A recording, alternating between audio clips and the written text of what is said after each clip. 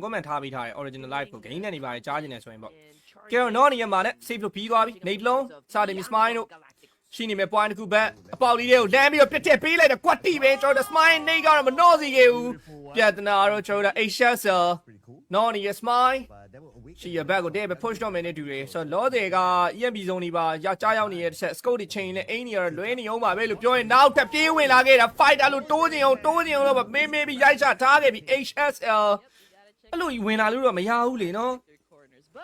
မေးပြီးအောင်ဘာလို့အတင်းဝင်လာလဲမသိဘူးဆိုတော့ကျွန်တော်တို့ Rix ဖက်ကရှိနေခဲ့တဲ့ T2K Slayer 1v1 ရှင်ပြီးတော့ clash ထားပြီး Rix next ဘာမှလဲကျွန်တော်တို့ပြန်ပြီးတော့ဖြတ်ခန့်ထားခဲ့ရတယ်